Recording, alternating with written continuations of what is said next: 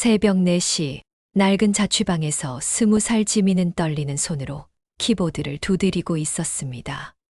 병원에 누워 계신 할머니, 밀린 병원비 300만 원, 그리고 내일 당장 낼 월세. 할머니, 제가 어떻게든 해볼게요. 하지만 그날 방송국이 문을 닫았어요. 지민의 유일한 일자리가 사라진 거였죠. 그때 낯선 신사가 다가왔습니다. 혹시 어머니 성함이 이민서 씨인가요? 20년 동안 찾지 못했던 딸. 가난 속에서 홀로 버티던 아이. 그리고 너무 늦게 도착한 아버지의 사죄. 라디오 속 따뜻한 목소리가 세 사람의 운명을 바꾸기 시작합니다. 오늘도 듣고 계신 분들, 당신은 혼자가 아니에요. 오늘도 인생롱톡을 방문해 주셔서 감사드립니다. 구독, 좋아요 부탁드립니다. 사연에 공감되시면 댓글로 남겨주시고요. 이야기 시작됩니다. 새벽 4시, 지민은 낡은 자취방 책상 앞에 앉아 있었습니다. 손끝이 시릴 정도로 방은 차가웠지만 보일러를 틀 형편이 못 되었죠. 노트북 화면만이 창백한 빛을 내뿜으며 그녀의 얼굴을 비추고 있었어요. 라디오 생방송 원고를 붙잡고 있자니 세상에 혼자 남겨진 것 같은 기분이 들곤 했습니다. 오늘의 사연은 이렇게 시작해 볼까요? 새벽 공기가 차가운 날엔 지민은 중얼거리며 키보드를 두드렸어요. 20살 치고는 참 많은 걸 견뎌온 얼굴이었습니다. 병원에 누워 계신 할머니를 생각하면 가슴이 무너져 내렸어요. 신부전 말기라는 진단을 받은 지 벌써 석 달째였죠. 매주 병원에서 걸려오는 전화는 늘 같은 내용이었습니다. 이번 달 병원비가 아직 입금되지 않았습니다. 그 목소리를 들을 때마다 지민은 손이 떨렸어요.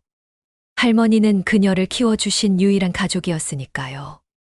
엄마가 세상을 떠난 뒤 할머니의 거친 손이 어린 지민의 머리를 쓰다듬어 주던 기억이 선명했습니다. 그 손길만이 세상에서 유일하게 따뜻한 것이었어요. 월세 38만 원, 병원비 월 120만 원. 라디오 보조작가 알바비로는 턱없이 부족했죠. 하지만 지민은 포기하지 않았습니다. 창밖으로 동이 트기 시작하자 그녀는 작은 목소리로 다짐했어요. 할머니, 제가 어떻게든 해볼게요. 끝까지요. 새벽 5시가 되자 지민은 원고를 USB에 담아 방송국으로 향했습니다. 버스비를 아끼려고 걸어서 가는 길이었어요. 찬바람이 볼을 때렸지만 걸음을 멈추지 않았죠. 작은 라디오 방송국까지는 30분 정도 걸렸어요. 방송국 건물은 낡았습니다. 페인트가 벗겨진 외벽, 삐걱거리는 계단, 형광등 하나 제대로 켜지지 않는 복도. 하지만 지민에겐 이곳이 전부였어요. 이 작은 방송국에서 받는 월급 80만 원이 할머니와 자신을 지탱하는 유일한 줄이었으니까요. 지민아, 오늘도 일찍 왔네.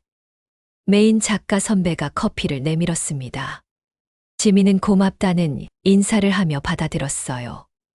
따뜻한 종이컵이 얼어붙은 손을 녹여주었죠.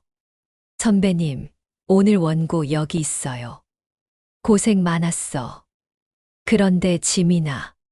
선배의 표정이 어두워졌습니다. 지민은 불안한 예감이 들었어요.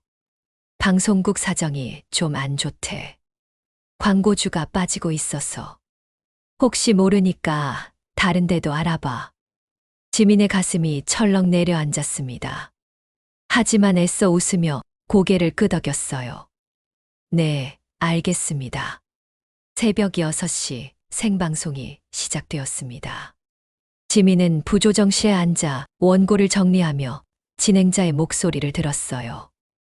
마이크를 통해 흘러나오는 따뜻한 목소리가 어딘가 누군가에게 위로가 되길 바랐습니다. 방송이 끝나고 지민은 병원으로 향했어요. 할머니는 산소 마스크를 쓴 채 누워 계셨습니다. 여윈 손이 이불 위에 놓여 있었죠. 할머니. 지민이 그 손을 잡았습니다. 할머니가 천천히 눈을 뜨셨어요. 지민아, 너 밥은 먹었니?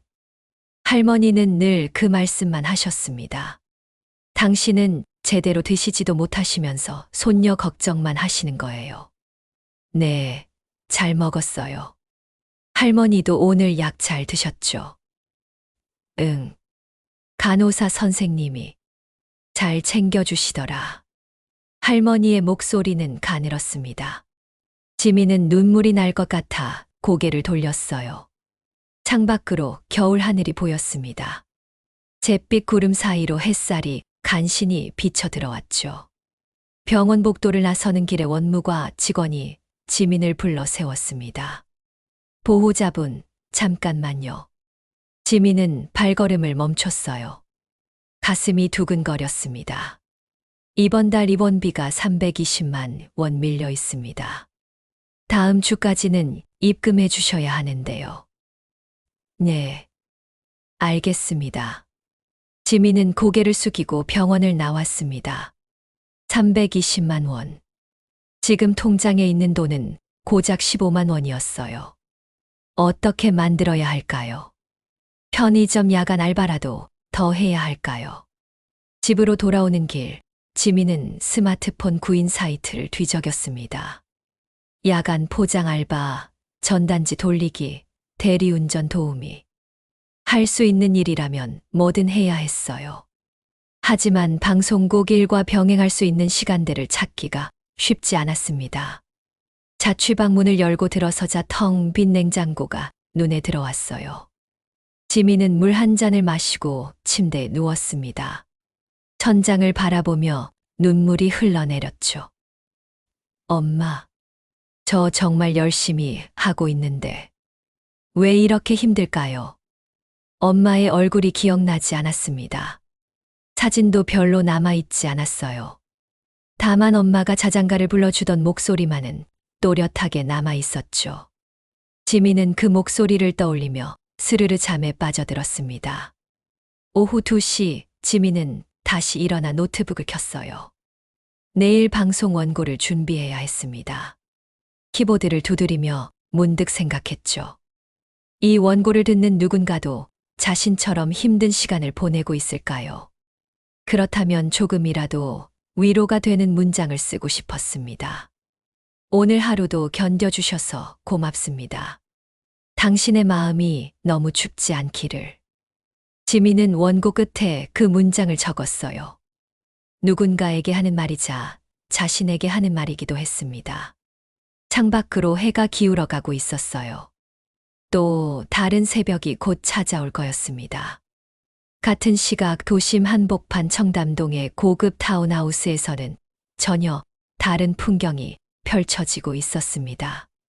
대리석 바닥이 깔린 거대한 거실, 천장까지 닿을 듯한 통유리창, 그리고 그 한가운데 놓인 금장 피아노. 12살 주한이는 그 피아노 앞에 멍하니 앉아 있었어요. 식탁에는 정갈한 아침 식사가 차려져 있었습니다. 갓 구운 크루아상, 따뜻한 수프, 신선한 과일까지. 하지만 주한이는 숟가락 하나 들지 못했죠. 음식을 보는 것조차 괴로워 보였습니다. 집사 김 씨가 조심스럽게 다가왔어요. 도련님, 오늘은 조금이라도 드셔보시겠어요? 좋아하시는 단호박 수프인데. 주한이는 고개를 저었습니다. 말조차 하지 않았어요. 입술을 꾹 다문 채 피아노 건반만 내려다보고 있었죠. 엄마가 돌아가신 지 석 달. 그 후로 주한이는 밥을 삼키는 법을 잃어버렸습니다. 병원에서는 감각성 섭식장애라는 진단을 내렸어요. 심리적 충격으로 인해 음식을 거부하는 증상이라고 했죠. 하지만 김 씨는 알고 있었습니다. 진짜 이유는 따로 있다는 거요. 주한이는 엄마의 목소리가 사라진 세상에서 아무것도 들리지 않게 되어버린 거예요. 엄마는 늘 식사 시간마다 주한이 옆에 앉아 이야기를 들려주곤 했습니다. 학교 이야기, 친구 이야기, 오늘 있었던 재미있는 일들. 그 목소리와 함께 밥을 먹던 아이였죠. 그런데 어느 날 갑자기 엄마는 사라졌습니다. 교통사고였어요. 너무 갑작스러워서 작별 인사조차 할 수 없었죠. 주환이는 병원 영안실에서 차가워진 엄마를 마주했고 그날 이후로 말을 잃었습니다. 할아버지인 도현 회장은 바쁜 분이었어요. K그룹을 이끄는 사람이었으니까요. 집에 계신 날이 한 달에 며칠 되지 않았습니다.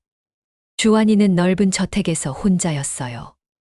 집사와 가정부들이 있었지만 그건 가족이 아니었습니다. 김 씨는 한숨을 쉬며 거실 한편에 놓인 작은 라디오를 켰습니다. 혹시나 하는 마음이었어요. 음악이라도 들려주면 기분이 나아질까 싶었죠. 새벽 방송이 흘러나왔습니다. 낯선 여자의 목소리가 라디오를 타고 거실에 퍼졌어요. 듣고 계신 분들, 오늘 하루도 버텨주셔서 고맙습니다. 당신의 마음이 너무 춥지 않길 바라요. 혼자라고 느껴지는 순간에도 이 목소리가 곁에 있다는 걸 기억해 주세요. 그 순간이었습니다. 주환이의 눈동자가 움직였어요. 얼어붙었던 시선이 천천히 라디오를 향했죠. 김 씨는 숨을 죽였습니다. 석 달 만에 처음 보는 반응이었거든요. 목소리는 잔잔했습니다.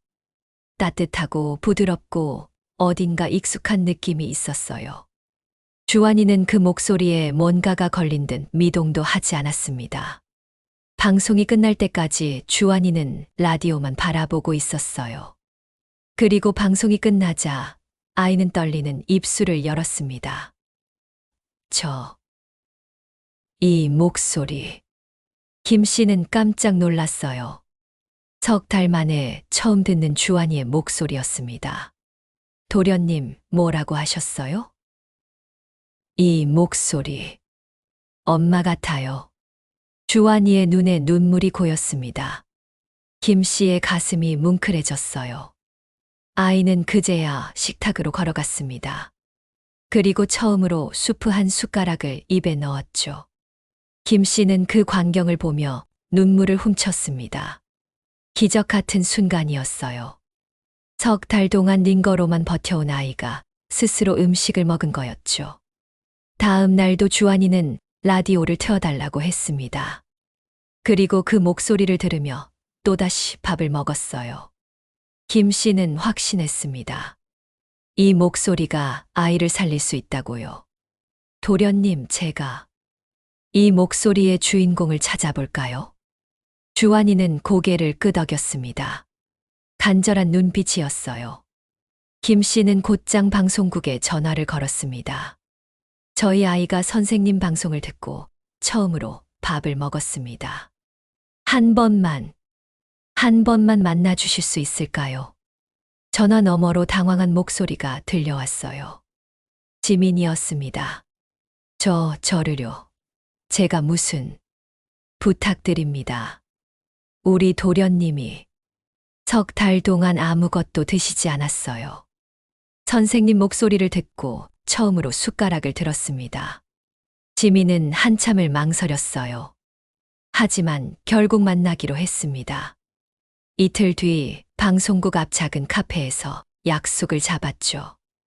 약속 당일 주환이는 처음으로 밖에 나갈 채비를 했습니다. 김 씨는 조심스럽게 아이의 손을 잡고 차에 올랐어요. 주환이는 창밖을 바라보며 중얼거렸습니다.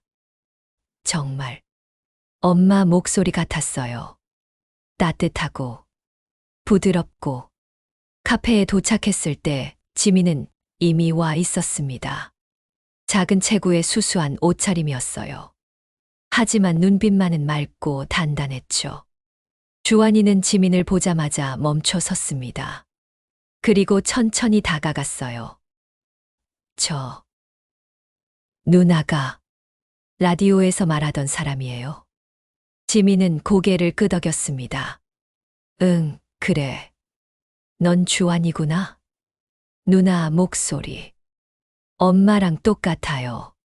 주환이의 눈에서 눈물이 흘러내렸어요. 지민은 가슴이 먹먹해졌습니다. 이 아이도 자신처럼 누군가를 잃었구나 하는 생각이 들었죠. 그럼 내가 매일 라디오에서 너한테 이야기 하나씩 해줄까? 내가 밥 먹을 때 곁에 있어 줄게. 주환이는 처음으로 환하게 웃었습니다. 김 씨는 그 모습을 보며 가슴이 뜨거워졌어요. 그날 이후 지민은 방송 끝에 짧은 멘트를 하나씩 남기기 시작했습니다. 주환아, 오늘도 밥 잘 먹었니? 누나가 여기 있어. 언제나 여기 있을게. 주환이는 매일 그 방송을 들으며 조금씩 회복되어 갔어요. 라디오 속 목소리가 아이에게 새로운 생명을 불어넣고 있었습니다. 일주일이 지났습니다. 주환이는 매일 라디오를 기다렸어요. 새벽 6시가 되면 어김없이 거실 소파에 앉아 라디오 앞에서 기다리곤 했죠. 지민의 목소리가 흘러나오면 아이는 눈을 감고 그 소리에 집중했습니다. 주환아, 오늘은 어떤 하루였니? 힘든 일이 있었어도 괜찮아. 누나가 여기 있잖아.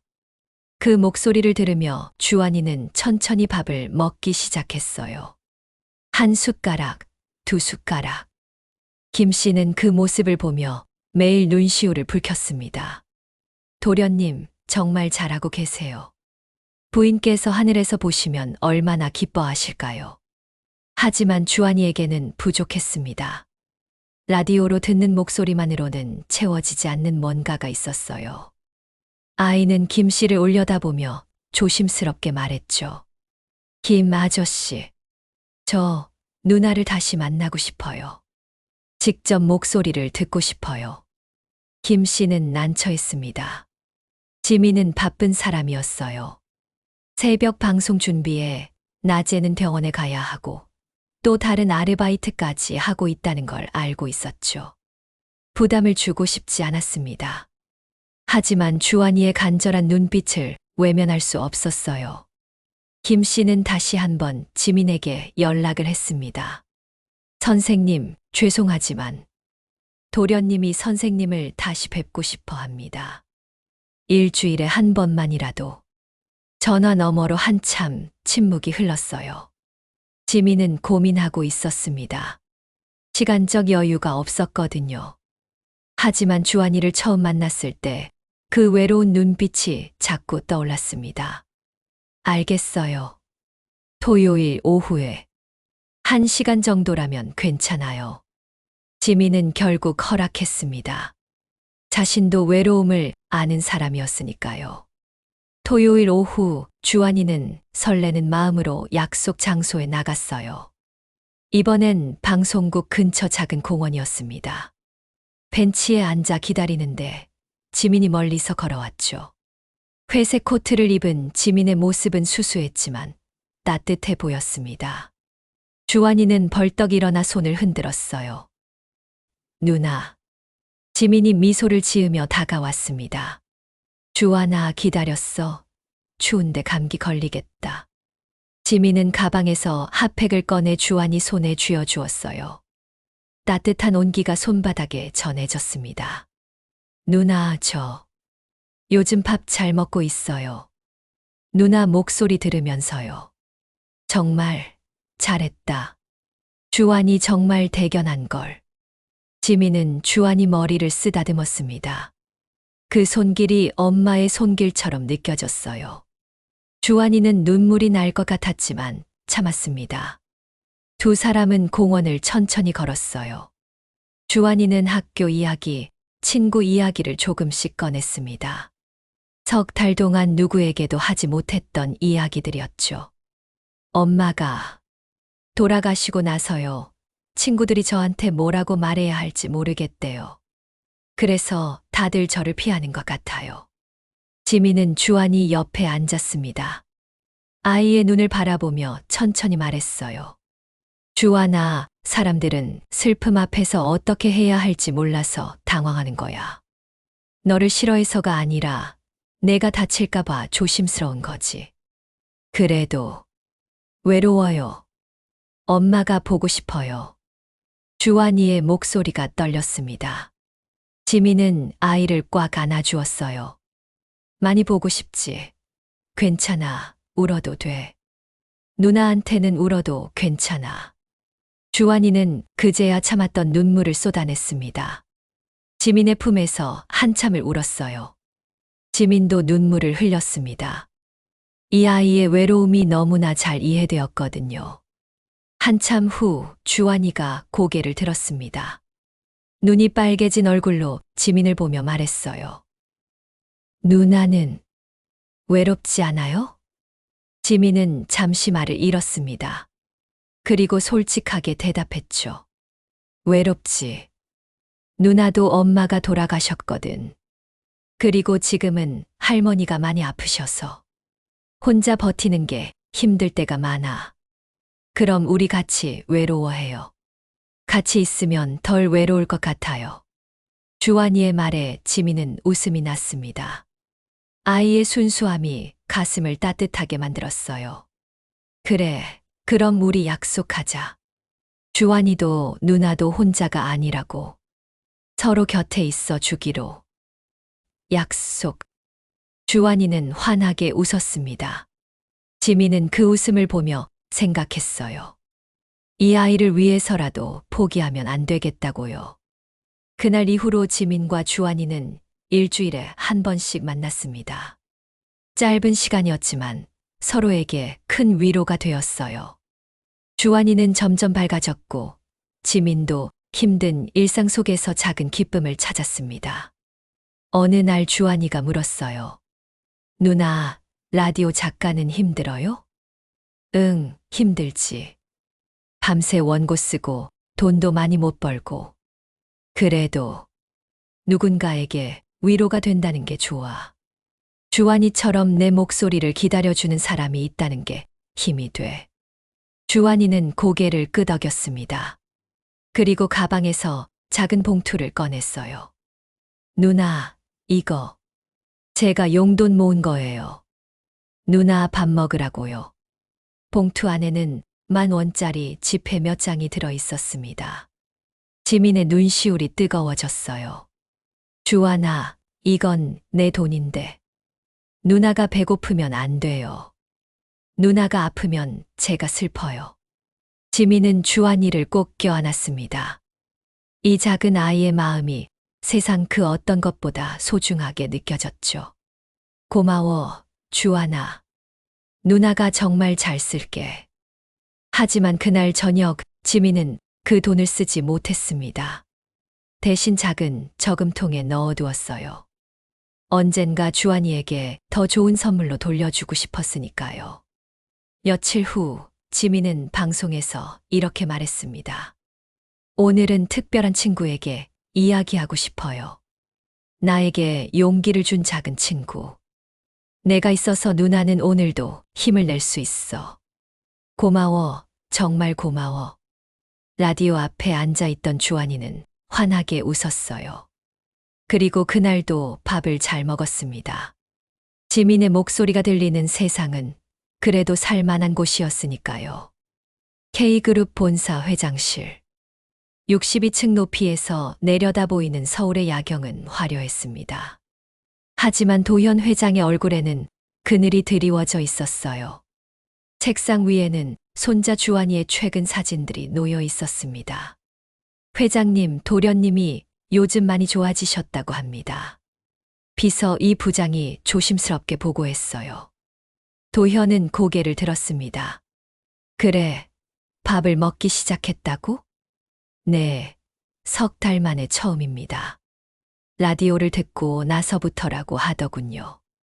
도현의 눈빛이 흔들렸습니다. 며느리가 세상을 떠난 뒤 손자가 말을 잃고 밥을 거부했다는 소식에 가슴이 찢어졌었죠. 하지만 회사 일에 치여 제대로 돌보지 못한 게 사실이었어요. 라디오라니. 무슨 방송인가? 새벽 방송이라고 합니다. 젊은 작가가 진행하는 프로그램인데 그 목소리를 듣고 도련님이 변하셨다고 합니다. 도현은 이상한 예감이 들었어요. 그 방송 녹음본을 구해올 수 있나? 바로 준비하겠습니다.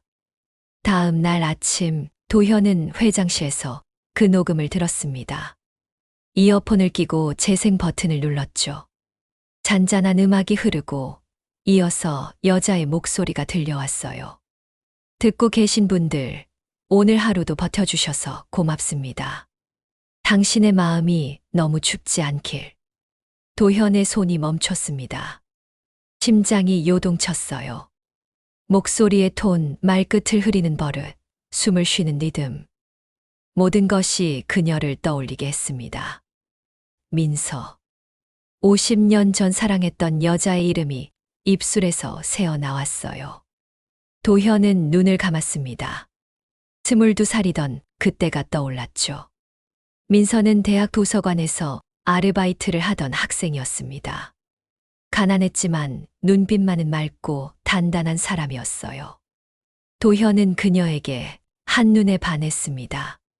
오늘은 무슨 책을 찾으세요? 민서의 목소리는 따뜻했어요. 그 목소리에 도현은 매일 도서관을 찾았죠.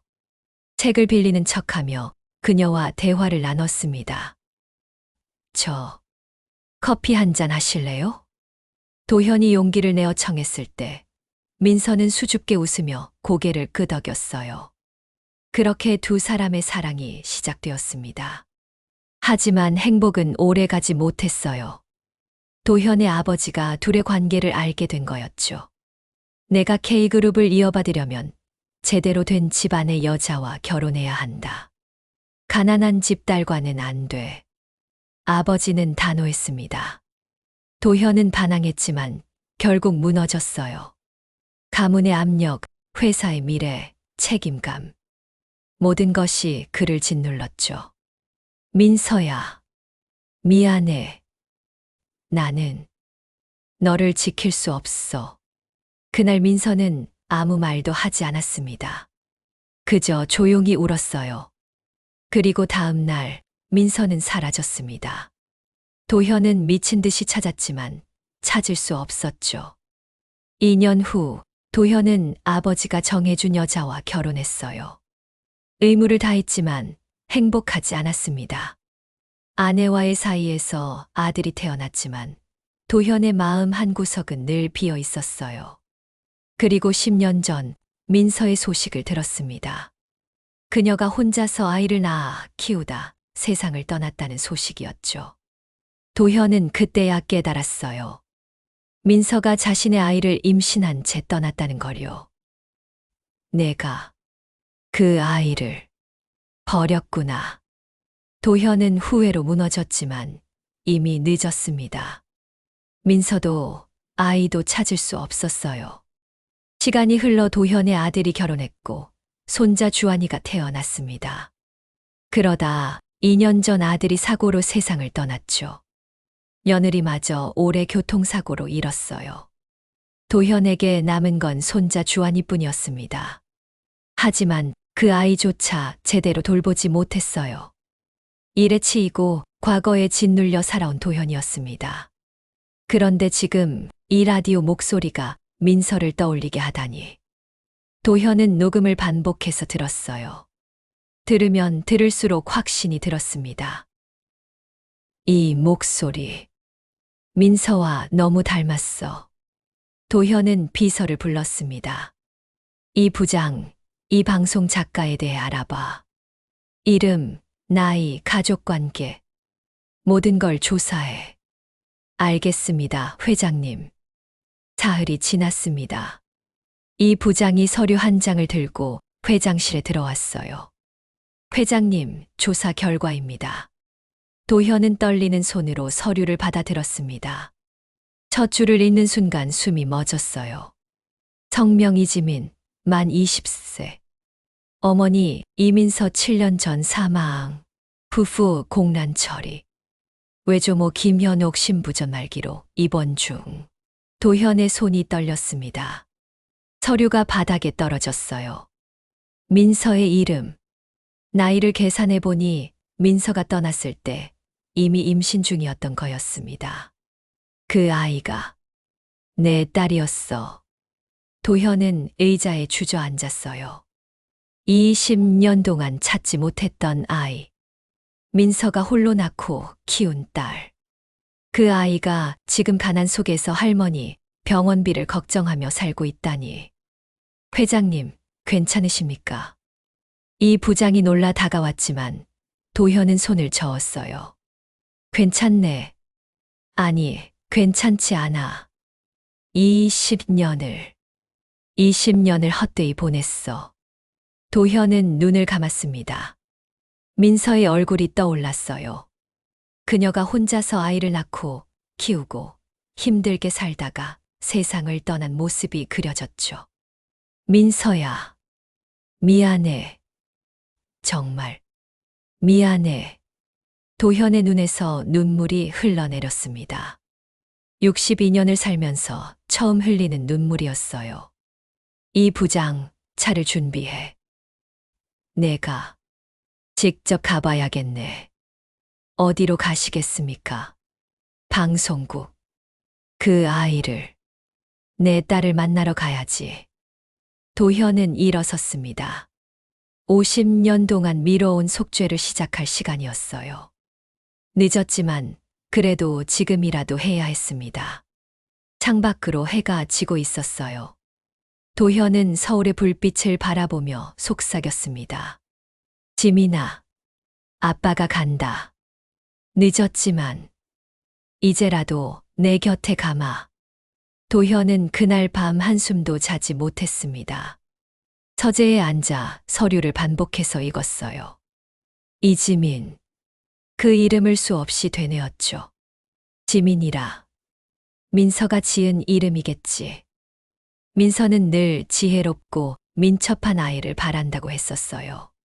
그 말이 떠올랐습니다. 도현은 책상 서랍 깊숙한 곳에서 낡은 사진 한 장을 꺼냈어요. 20년 전 찍은 민서의 사진이었습니다. 대학 캠퍼스 벤치에 앉아 환하게 웃고 있는 모습이었죠. 도현은 그 사진을 가슴에 꼭 안았습니다.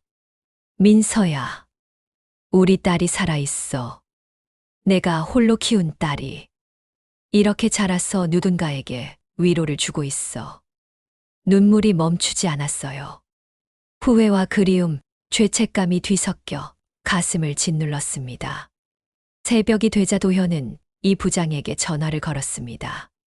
더 자세한 정보를 알아봐. 지민이가 지금 어떻게 살고 있는지, 무엇이 필요한지. 모든 걸 파악해. 알겠습니다, 회장님. 이틀 후, 이 부장은 더 두꺼운 보고서를 가져왔어요. 도현은 한 장 한 장 넘기며 읽었습니다. 읽으면 읽을수록 가슴이 무너져 내렸죠.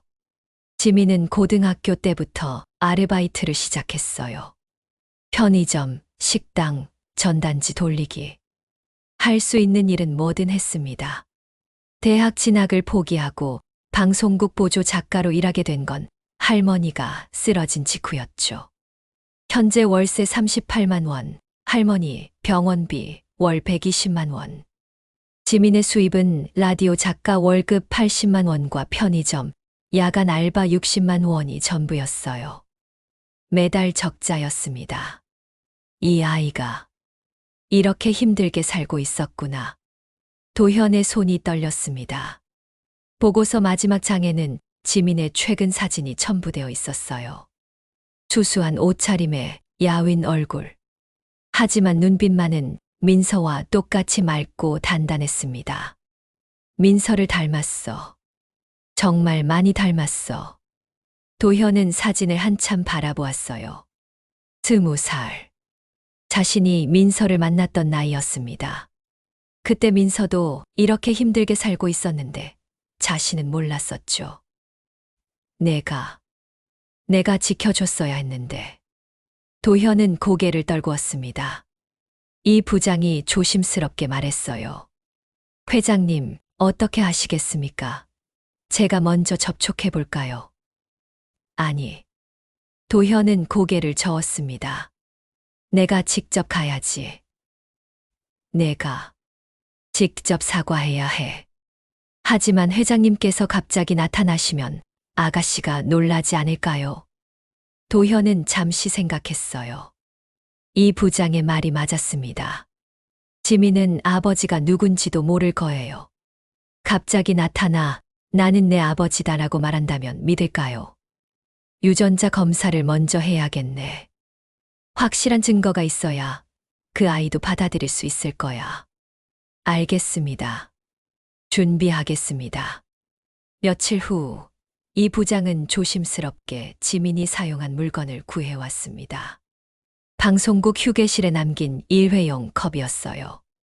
도현의 혈액 샘플과 함께 검사 기관에 보냈죠. 일주일이 지났습니다. 결과가 나왔어요. 이 부장이 봉투를 건네며 말했습니다. 회장님, 확인하셨습니다. 도현은 떨리는 손으로 봉투를 뜯었습니다. 서류를 펼쳤어요. 첫 줄에 굵은 글씨로 적혀 있었습니다. 친자 확률 99.99%. 도현은 그 자리에 주저앉았어요. 알고 있었지만 확인하니 더 무거웠습니다. 이 아이가 정말로 자신의 딸이라는 것. 20년 동안 찾지 못했던 아이라는 것. 마침내 찾았구나. 도현의 목소리가 떨렸습니다.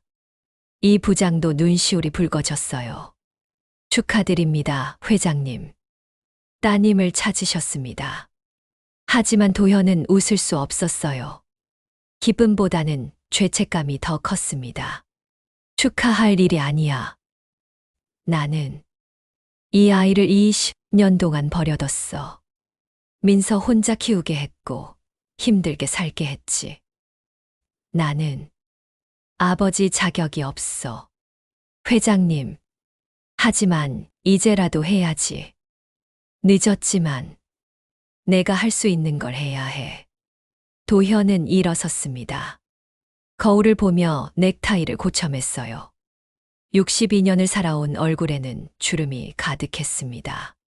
이 늙은 얼굴로 20살 딸을 만난다는 게 부끄러웠어요. 차를 준비해. 방송국으로 가세. 지금 바로 가시겠습니까? 더 미룰 수 없어. 그 아이가. 지민이가 지금도 힘들게 살고 있잖아. 도현은 코트를 입었습니다. 가슴 주머니에 유전자 검사 결과와 민서의 사진을 넣었어요. 그리고 한 가지를 더 챙겼습니다. 20년 전 민서에게 주려고 샀던 목걸이였어요. 작은 별 모양 펜던트였습니다. 민서가 좋아하던 디자인이었죠. 하지만 헤어지는 날 전달하지 못하고 지금까지 간직해왔어요. 민서야, 이제라도 우리 딸에게 전해줄게. 내가 받지 못한 사랑을 그 아이에게 줄게. 도현은 목걸이를 주머니에 넣고 방을 나섰습니다. 차 안에서 도현은 계속 창밖을 바라보았어요. 서울거리가 스쳐 지나갔습니다. 20년 전 민서와 걸었던 거리들이었죠. 회장님, 곧 도착합니다. 이 부장의 말에 도현은 고개를 끄덕였습니다. 가슴이 두근거렸어요. 두려웠습니다. 지민이 자신을 받아들일까요? 20년 동안 나타나지 않았던 아버지를 용서해 줄까요? 용서를 바라는 건 아니야. 다만, 이제라도 내가 할 일을 해야지. 도현은 주먹을 꽉 쥐었습니다. 방송국 건물이 보였어요. 낡고 초라한 건물이었습니다. 저 안에서 지민이 일하고 있다는 게 가슴 아팠어요. 차가 멈췄습니다. 도현은 심호흡을 했어요. 그리고 차에서 내렸습니다. 회장님, 제가 먼저 들어가 볼까요? 아니, 내가 직접 가겠네. 도현은 방송국 입구로 걸어갔습니다. 낡은 계단을 올랐어요. 3층까지 올라가는데 숨이 찼지만 멈추지 않았습니다. 복도 끝에 작은 방송국 문이 보였어요. 도현은 그 앞에서 잠시 멈췄습니다. 문 너머에서 목소리가 들렸어요. 지민의 목소리였습니다. 누군가와 통화하고 있었죠. 네, 알겠습니다. 이번 주까지 입금하도록 하겠습니다. 죄송합니다. 절박한 목소리였어요. 도현은 가슴이 찢어지는 것 같았습니다. 그때 방송국 문이 거칠게 열렸어요. 누군가 소리쳤습니다. 다들 들어. 회사가 부도 위기야. 이번 달로 프로그램 전부 중단이야. 도현은 얼어붙었습니다. 안에서 비명과 탄식이 터져 나왔어요. 그리고 한 여자의 울음소리가 들렸습니다. 지민이었습니다. 도현은 복도에 서서 그 광경을 지켜보았습니다. 방송국 안은 아수라장이었어요. 사람들이 책상을 정리하고 서류를 쓰레기통에 버리고 누군가는 전화기를 붙잡고 울고 있었죠. 말도 안 돼. 지난달까지만 해도 괜찮다고 했잖아. 광고주들이 다 빠졌대. 어쩔 수 없다는군. 우리 월급은, 이번 달 월급은 받을 수 있는 거야. 목소리들이 뒤섞였습니다. 도현은 천천히 안으로 걸어 들어갔어요. 아무도 그를 알아보지 못했습니다. 정장을 입은 신사가 웬일인가 싶은 눈빛으로 스쳐 지나갈 뿐이었죠. 구석진 책상 앞에서 지민이 주저앉아 있었습니다. 바닥에는 원고 뭉치들이 흩어져 있었어요. 지민은 그것들을 떨리는 손으로 끌어모으고 있었습니다. 이게 할머니 병원비예요. 제 시간, 제 청춘, 제 전부인데.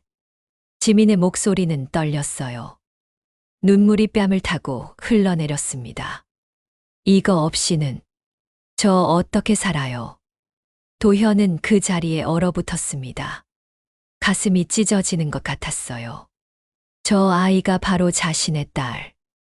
민서가 홀로 낳아 키운 딸. 그 아이가 지금 무너져 내리고 있었습니다. 지민 씨, 미안해요. 우리도 어쩔 수 없어요. 선배 작가가 다가와 지민의 어깨를 두드렸어요. 하지만 위로가 되지 못했습니다. 선배님, 저 어떡하죠? 할머니 병원비가. 이번 주까지 300만 원을 내야 하는데. 일단 다른 데 알아봐. 방송국은 여기만 있는 게 아니잖아.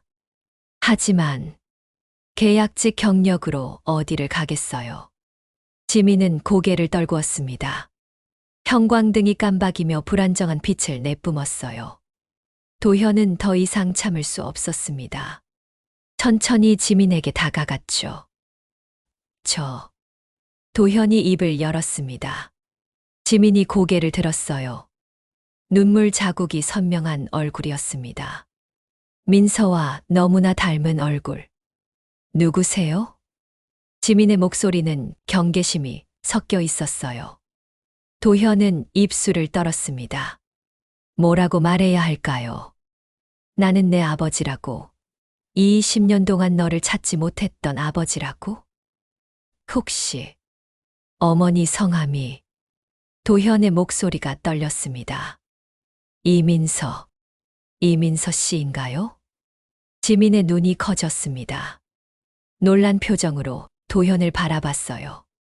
어떻게 우리 엄마를 아세요? 도현은 무릎이 꺾이는 걸 느꼈습니다. 그대로 주저앉을 것 같았어요. 하지만 간신히 버텼습니다. 그분은. 도현의 목소리에는 20년의 세월이 담겨 있었어요. 내가 평생 지켜주지 못한 사람이었습니다. 지민은 숨을 멈췄습니다. 주변의 소음이 멀어졌어요. 도현의 떨리는 손이 가슴 주머니로 향했습니다. 낡은 사진 한 장을 꺼냈죠. 이게 당신 어머니예요. 20년 전 사진입니다. 지민은 떨리는 손으로 사진을 받았어요. 젊은 여자가 환하게 웃고 있는 사진이었습니다. 엄마였어요. 지민이 한 번도 본 적 없는 젊고 행복했던 시절의 엄마. 이게 우리 엄마. 지민의 눈에서 눈물이 쏟아졌습니다. 도현도 눈시울이 뜨거워졌어요. 당신은 민서의 딸이죠. 지민 씨. 아니, 지민이. 당신은 도대체 누구세요? 지민이 떨리는 목소리로 물었습니다. 도현은 고개를 숙였어요. 62년을 살며 단 한 번도 해본 적 없는 동작이었습니다. 나는 당신을 버린 아버지입니다. 주변이 조용해졌어요. 사람들이 두 사람을 바라보기 시작했습니다.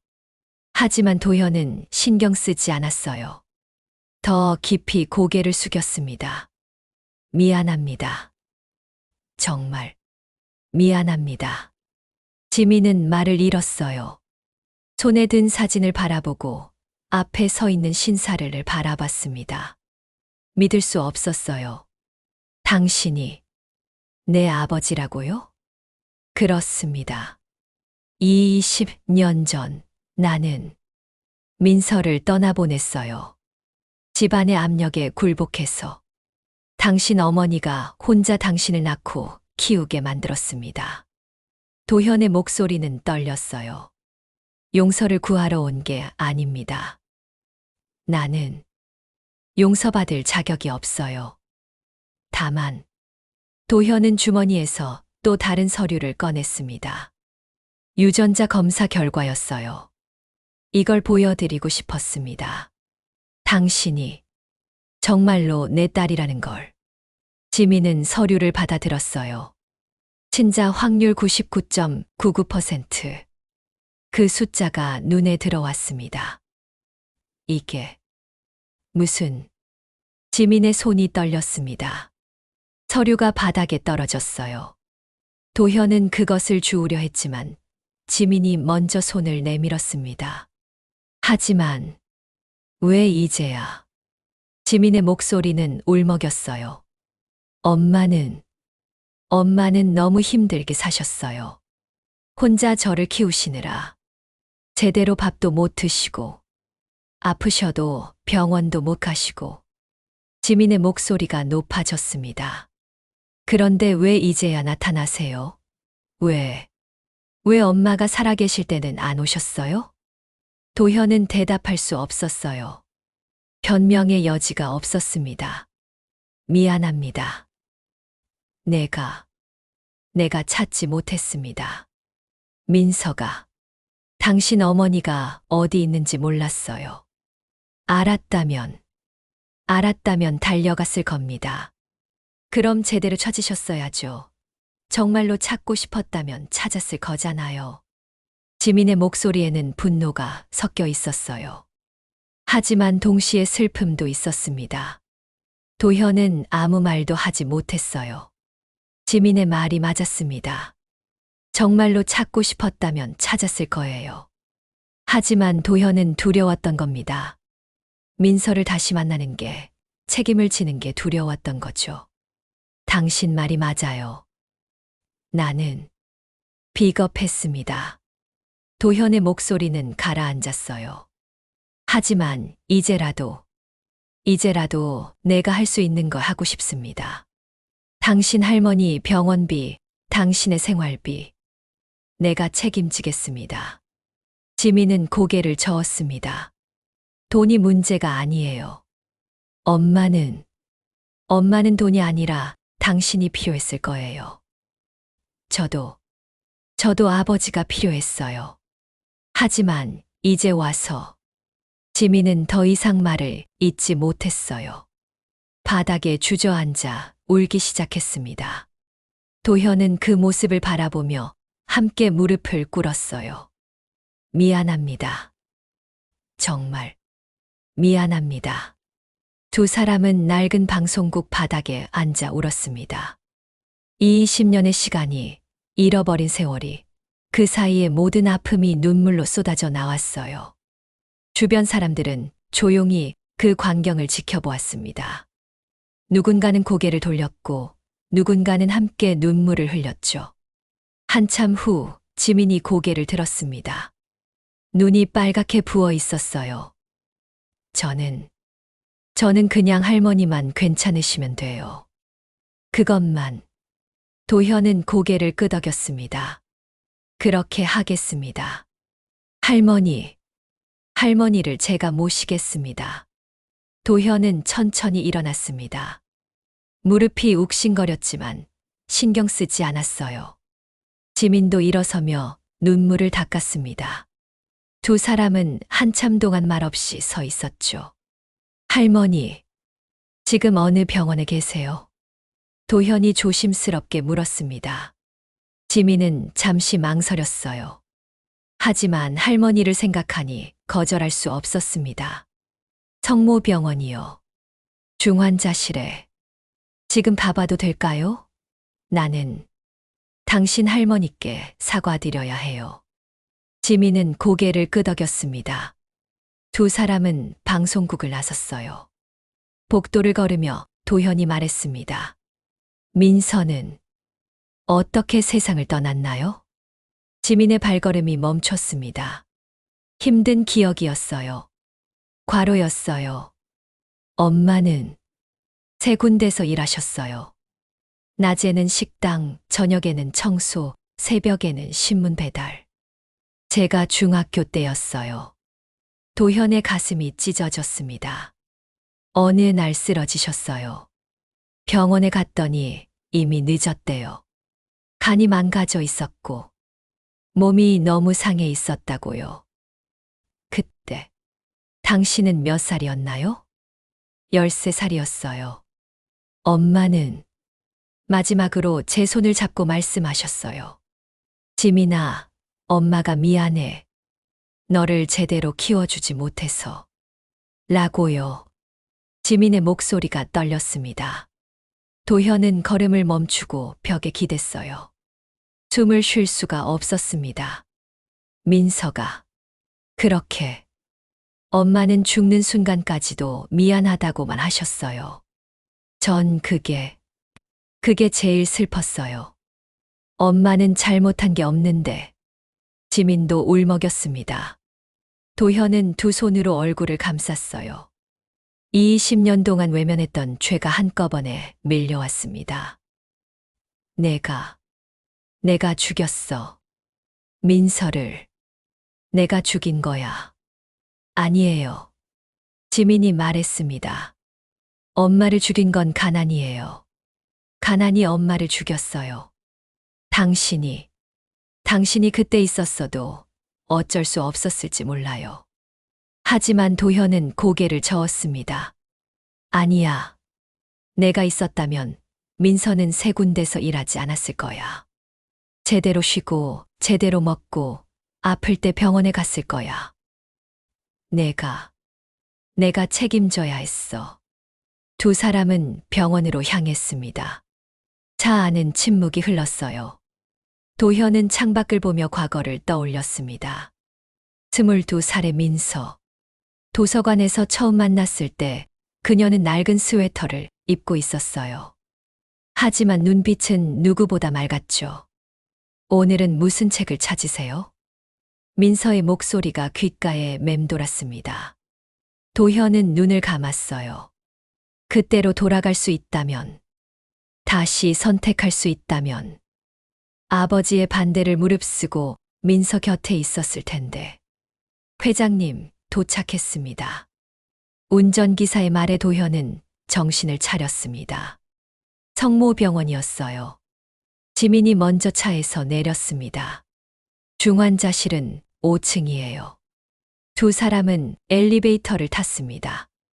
올라가는 동안 도현의 심장이 빠르게 뛰었어요. 민서의 어머니를 만난다는 게 두려웠습니다. 5층에 도착했어요. 지민이 복도를 걸어갔습니다. 중환자실 앞에서 멈춰 섰죠. 할머니는 신부전 말기예요. 의식이 있으실 때도 있고 없으실 때도 있어요. 지민이 문을 열었습니다. 작은 병실 안에 할머니가 누워 계셨어요. 산소 마스크를 쓴 채 여인 몸으로 숨을 쉬고 계셨죠. 도현은 문 앞에서 얼어붙었습니다. 할머니를 보는 순간 20년 전이 떠올랐어요. 민서의 집을 찾아갔던 날.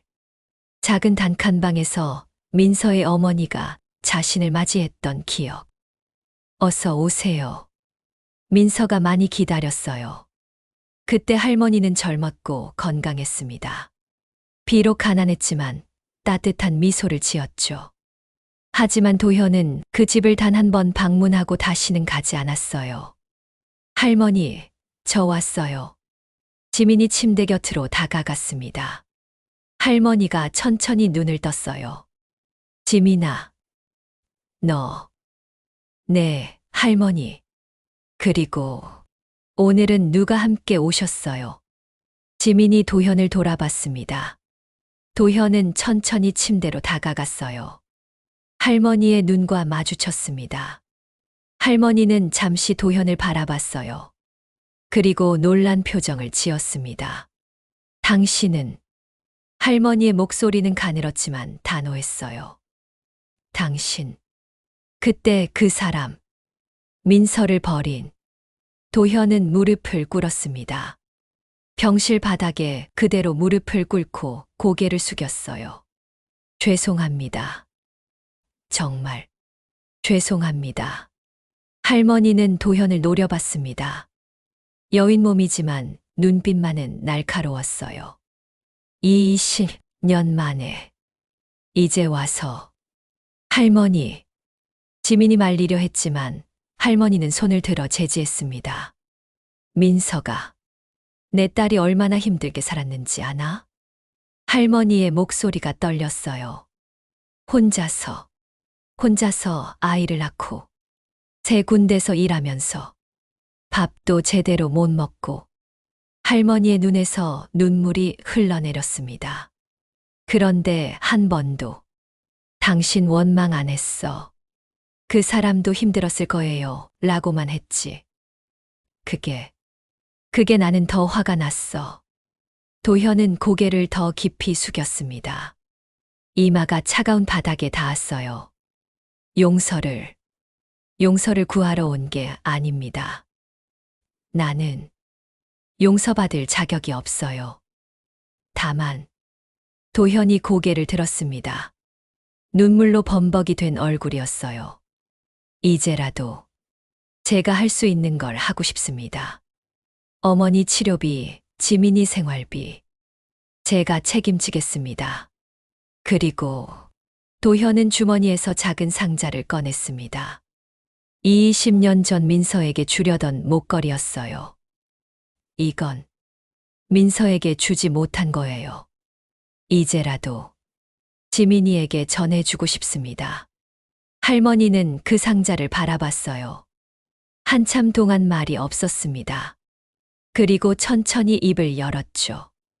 민서는 당신을 끝까지 사랑했어. 도현의 가슴이 터질 것 같았습니다. 죽기 전에 마지막으로 한 말이 그 사람한테 미안하다고 전해줘였어. 제대로 이별도 못해서 미안하다고. 민서. 도현의 목소리가 떨렸습니다.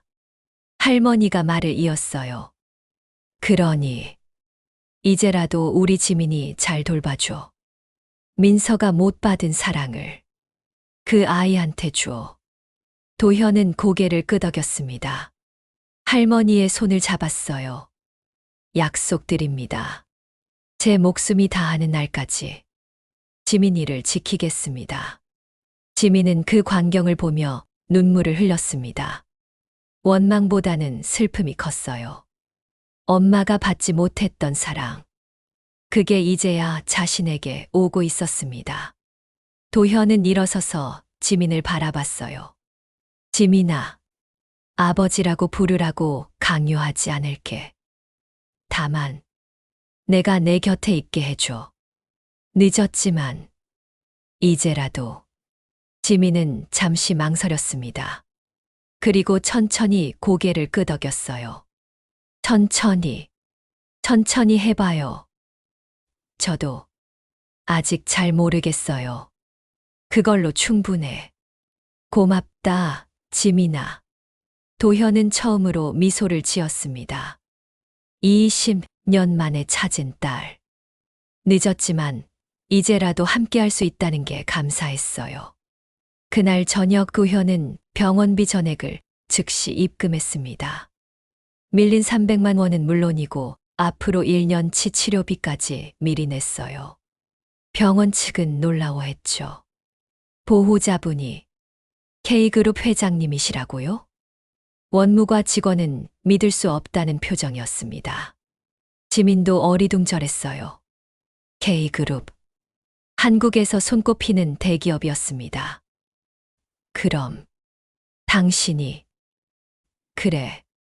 나는 K그룹 회장이야. 하지만 그게 중요한 게 아니야. 도현은 지민을 바라봤어요. 중요한 건 내가 내 아버지라는 것. 그리고 내가 너무 늦게 찾아왔다는 거지. 병원을 나서며 도현이 물었습니다. 지민아, 지금 사는 곳이 어디니? 신림동이요. 작은 원룸인데 거기서 계속 살 거니? 지민은 고개를 끄덕였어요. 네. 제가 감당할 수 있는 곳이니까요. 도현은 잠시 생각했습니다. 무리하게 밀어붙이고 싶지 않았어요. 알았어. 그럼 당분간은 그곳에서 지내. 대신 생활비는 내가 보낼게. 그리고 도현은 명함을 꺼냈습니다. 힘든 일 있으면 언제든 연락해. 밤이든 낮이든 상관없어. 지민은 명함을 받아들었어요. K그룹 회장 강도현. 묵직한 이름이었습니다. 고맙습니다. 하지만 저 아직 적응이 안 돼요. 갑자기 아버지가 생겼다는 게 당연하지. 천천히 해. 서두르지 않을게. 두 사람은 병원 앞에서 헤어졌어요. 도현은 차에 올라 지민이 택시를 타고 떠나는 걸 지켜봤습니다. 가슴 한편이 따뜻하면서도 아팠어요. 이 부장. 네, 회장님. 지민이 주변을 조용히 살펴봐. 필요한 게 뭔지, 힘든 게 뭔지. 하지만 부담 주지 말고. 알겠습니다. 며칠 후 도현은 지민의 자취방 근처에 작은 사무실을 하나 마련했어요. 그곳에 직원 2명을 배치했습니다. 지민이 필요할 때 언제든 도울 수 있도록요. 한편 지민은 새로운 일자리를 찾고 있었습니다. 방송국이 문을 닫으면서 라디오 작가 일을 잃었거든요. 하지만 쉽지 않았어요. 경력이 1년밖에 안 되시네요. 네. 죄송합니다. 연락드리겠습니다.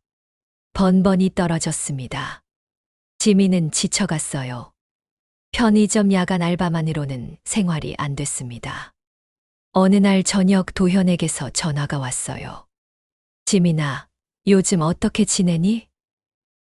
아, 네. 괜찮아요. 지민은 애써 밝게 대답했습니다. 하지만 도현은 알았어요. 목소리에 피로가 묻어 있었죠.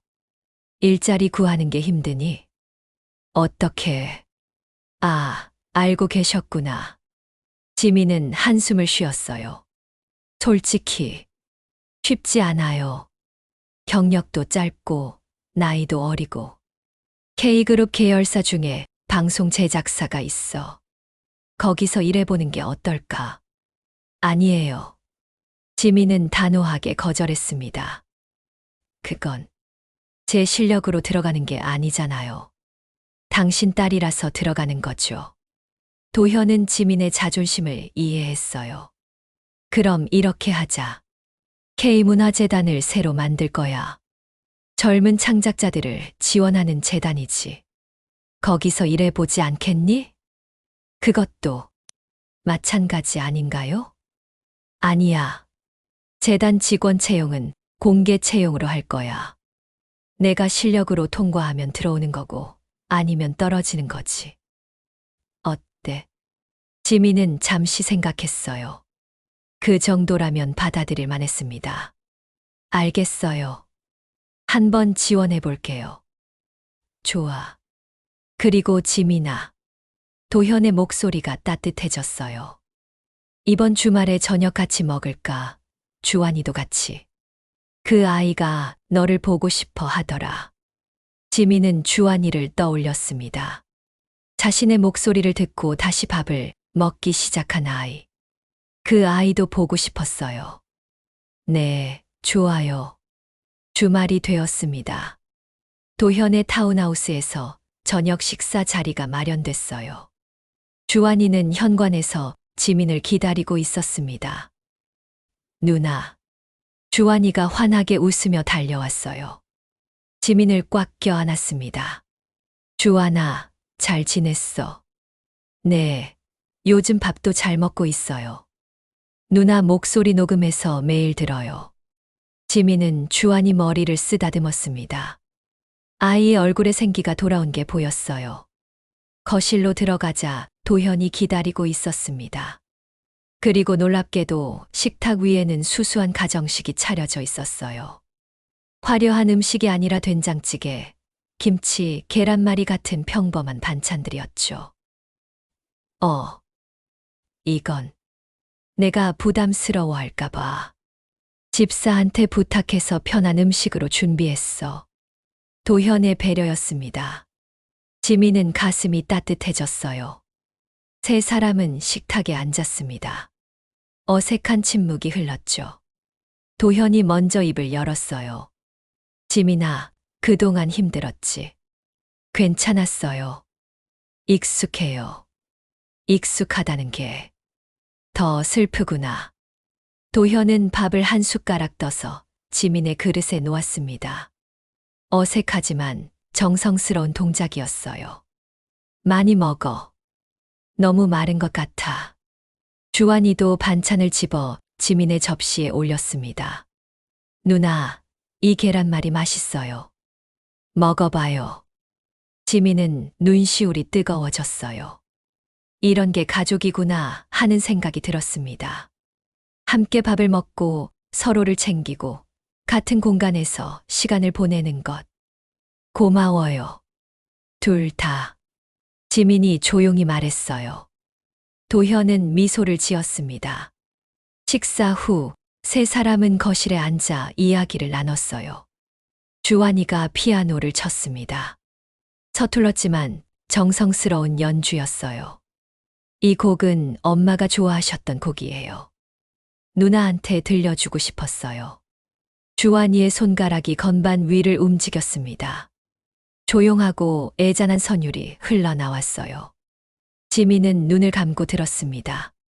연주가 끝나자 도현이 말했어요. 지민아, 너도 민서에 대해 궁금한 게 많을 거야. 내 엄마가 어떤 사람이었는지. 네. 사실 기억이 별로 없어요. 어릴 때 돌아가셔서. 도현은 오래된 앨범 한 권을 꺼냈습니다. 20년 전 민서의 사진들이 담긴 앨범이었어요.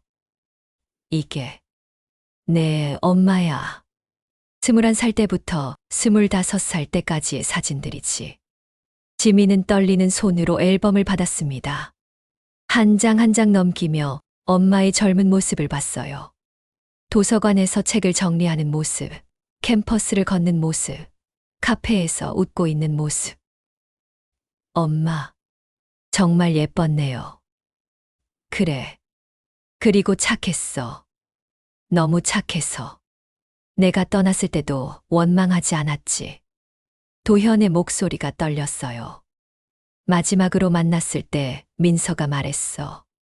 도현 씨, 괜찮아요. 저 혼자서도 잘 살 수 있어요. 당신은 당신 길을 가세요. 가고. 지민은 사진 속 엄마를 바라봤습니다. 환하게 웃고 있는 얼굴. 하지만 그 뒤에 숨겨진 슬픔을 이제는 알 것 같았어요. 엄마는 끝까지 당신을 사랑했나 봐요. 나도 민서를 사랑했어. 하지만 지키지 못했지. 그게 내 평생의 죄야. 세 사람은 오랫동안 앨범을 보며 이야기를 나눴습니다. 밤이 깊어갔어요. 집으로 돌아가는 길, 도현이 지민을 배웅했습니다. 지민아, 오늘 와줘서 고마워. 저도 좋았어요. 이런 시간 자주 오렴. 주환이도 나도 내가 필요해. 지민은 고개를 끄덕였습니다.